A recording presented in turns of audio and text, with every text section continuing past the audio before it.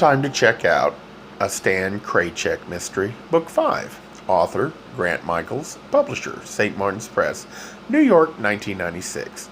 Narrator, Eric Aust. Chapter 13. It was around 3 o'clock when I arrived at the gallery. I found it locked up. In fact, it was worse than locked up. The place had been sealed by the police. I quickly reasoned. If the gallery had been impounded, something had gone awry during the routine questioning of Jerry Takir. I set off directly for the police station. Inside the station, propped up on the floor behind the front desk, was Jerry Takir's painting, Dinner of Uncertainty. The police had seized it as evidence, and then left it on the floor. I felt bad for the painting. It belonged on a wall where people could look at it. I told the cop at the front desk I wanted to see Lieutenant Sanfuentes. The call went in, and Sanfuentes came out. He didn't invite me back into his office, and from his brusque manner, I sensed he wanted me out of the station fast. "Mr. Kraychik," he said, "you did such good work for me. How can I thank you? First you found us a body. Make that 2 bodies. Then you found us a suspect." "Not Jerry Takir." "Yes," he said, as pleased as if he'd won the football pool. I said, "But she didn't kill Augusta Willits." "You're right about that," said Sanfuentes. "We figured that was Mr. Doberman's work after all. He killed Augusta Willits to get that painting. So you admit Jerry Takir didn't steal it?" "Not from Augusta," said the cop. "Doberman must have done that. When that guy's mind was set on getting something, there was no stopping him. He was probably taking the painting when Augusta found him in the office. So he panicked and put her out. Then he took the painting and stored it at the old Twin Palms." "You have evidence of that?" I said. "Not yet," said the cop. "But it all fits together. Miss Takir apparently found out and went to the Twin Palms to get her painting back. There's no denying it was rightfully hers. It's just too bad she took matters into her own hands." The lieutenant shook his head sadly. "We'll have to prosecute." "But anyone could have planted that painting in their studio." Sanfuentes said, "We found mud on her sneakers, and we found footprints that match those sneakers outside the Twin Palms, and her bike tires are filled with the stuff. We know she was there this morning." "When? Your evidence is all circumstantial, Lieutenant." "But it sure points an accusing finger," he said. "How did Jerry even know that Doberman would be there?" "She told us someone had called her to return the painting to her." "Who?" Sanfuentes shrugged. "She couldn't tell." "So why do you assume it was Adolf?" Sanfuentes shrugged again. I said, "Besides, how could Jerry have carried the painting on her bike?" "She's a very agile young woman," said the cop. "Circumstantial," I said again. "Coincidental. You have no hard evidence." I sounded like a cop myself. "What about that cigarette in the mud?" Sanfuentes shrugged. "Could have been anyone's." "But a brand. It looked unsmoked." "Good eyes," said the cop. "You're right. It wasn't smoked, but the tip was broken off. So we don't know what brand it was. We don't even know if it was filtered or not." "But you can analyze the tobacco in the paper." "Hey, boy, you stop right there." The cop's eyes glittered angrily. "I'm not about to spin the wheels at the lab up in Miami over a cigarette stub. If I thought it was important enough, maybe, but it was just a cigarette. You understand?" "No," I said, "I don't." "Then it's time you did," he said. "What about the murder weapon?" "What about it?" "It was a T-shirt from the Countess Ralalenska's shop." "That's right," said the cop. "And Miss Takir had quite an axe to grind with the Countess. She probably used the T-shirt to incriminate the other woman." "Lieutenant, why is it that every time there's some evidence or a clue, you think it's the result of someone trying to incriminate someone else? Maybe it really was the first person after all. Maybe the Countess did it." "Nah," said Sanfuentes. "Why would she incriminate herself? No one's that stupid." He'd already resumed his cool, efficient manner after the brief outburst. In the meantime, he said, I'll say thanks just one more time for your help, and then you can go enjoy what's left of your vacation. That's it, I said. San Fuentes nodded, then turned to go back to his office.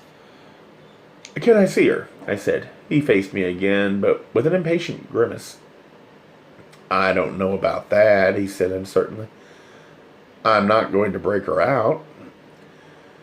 You can check me for files and explosives if you want. And then he softened a bit. Okay, the sergeant will take you down and Stan, he said.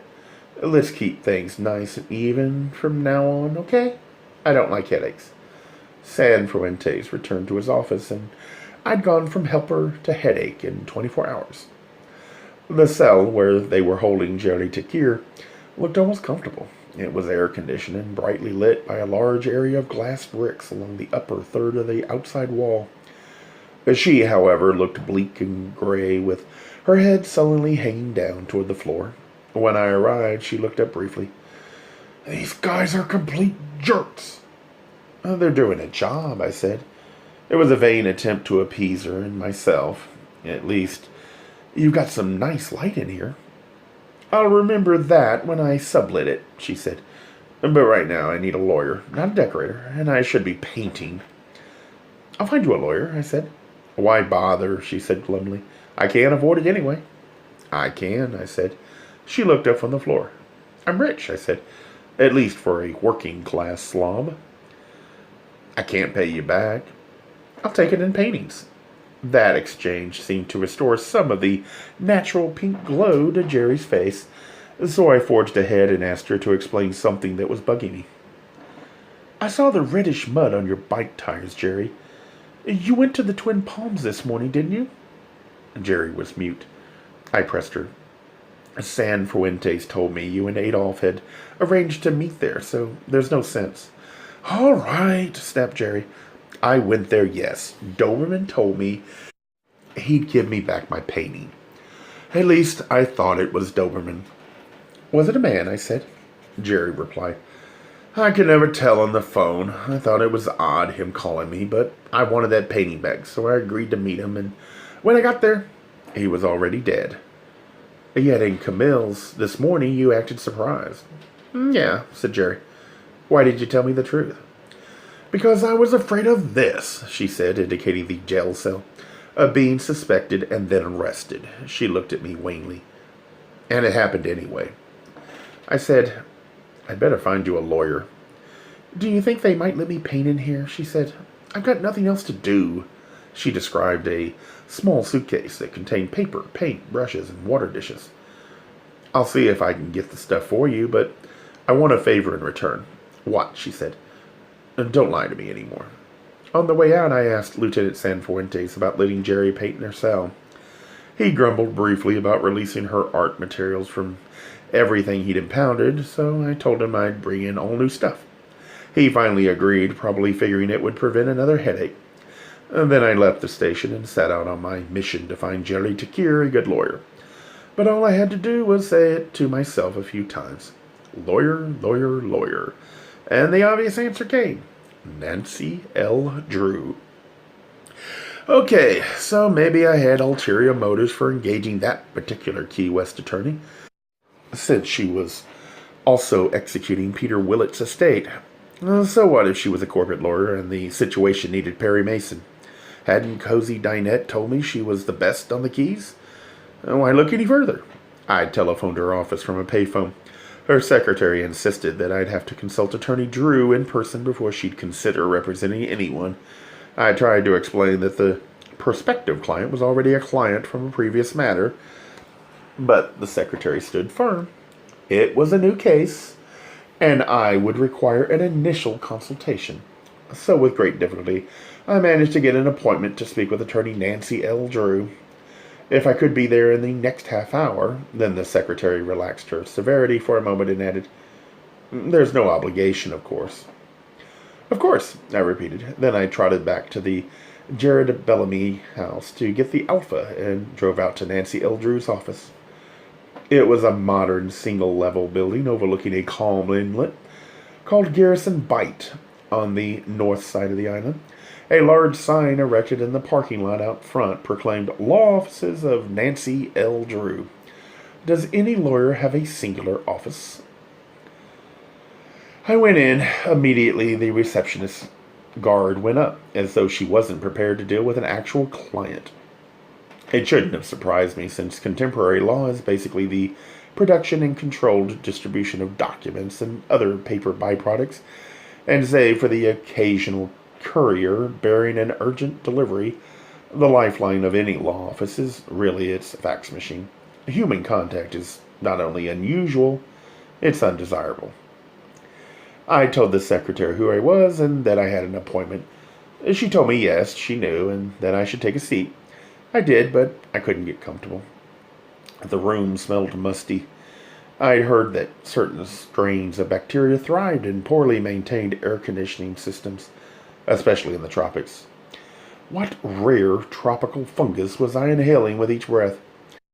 I had just about stopped inhaling altogether when the secretary finally led me into the great attorney's sanctum sanctorum.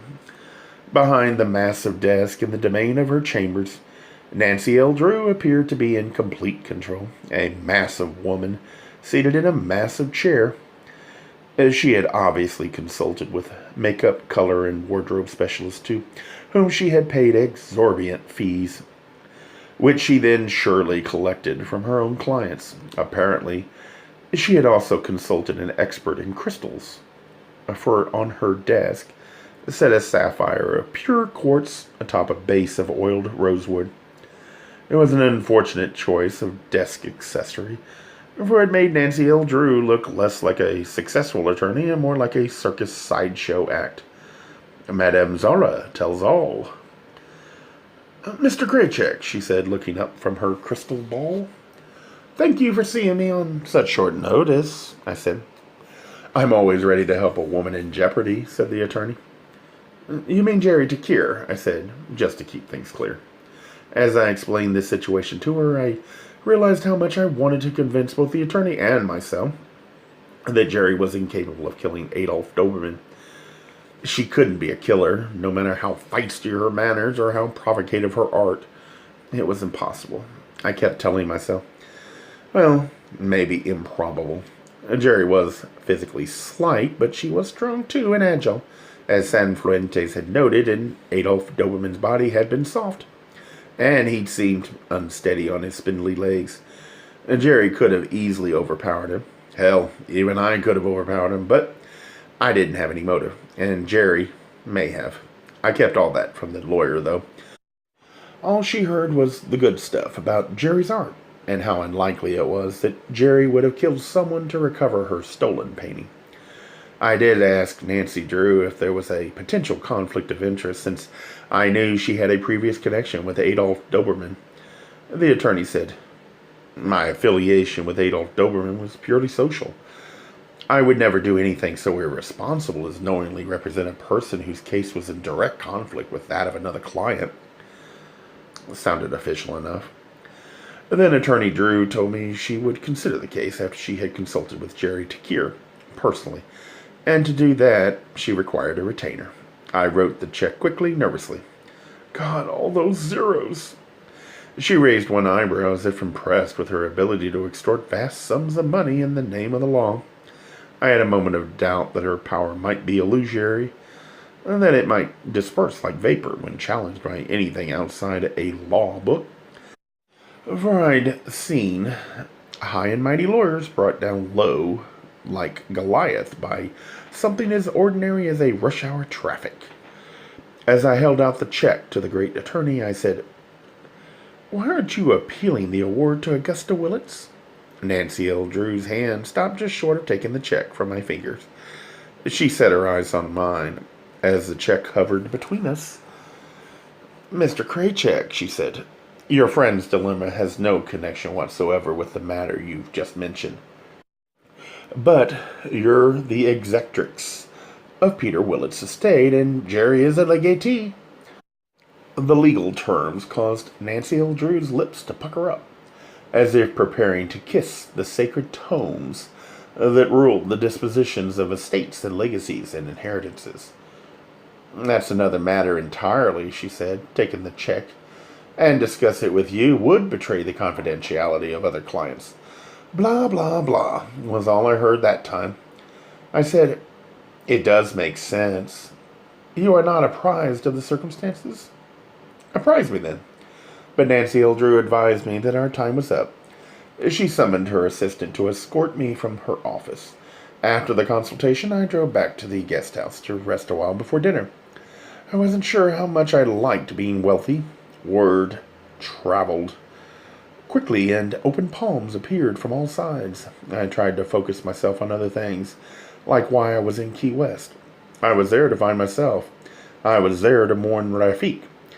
Who was Jerry to care that I should spend so much time and money helping her? I got restless, so I called Nicole at Snip Salons. A talk with her, my adopted big sister, would help sort things out, but Nicole was out on an errand, probably buying a $50 lipstick for a special date that night.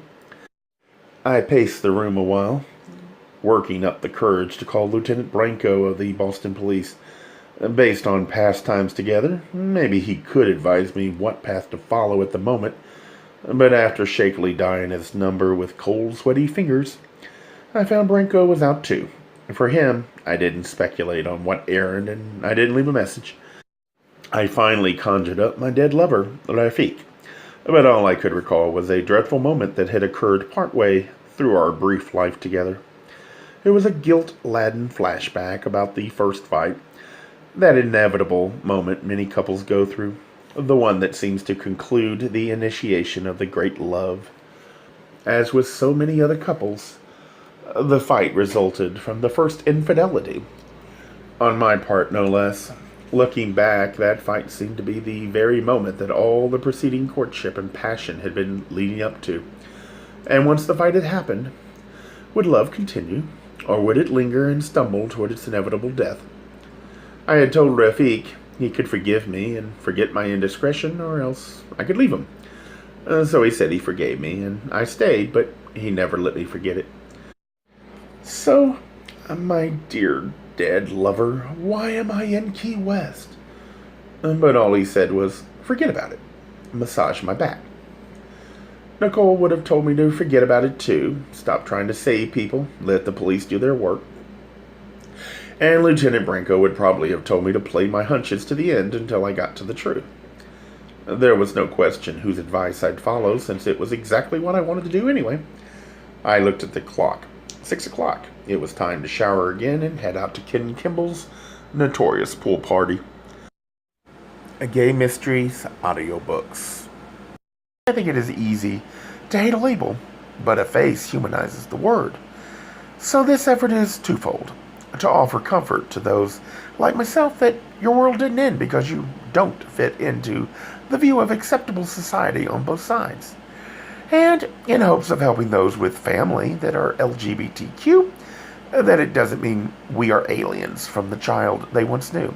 Reassure them so they can maybe be supportive at the same time, being true to their values.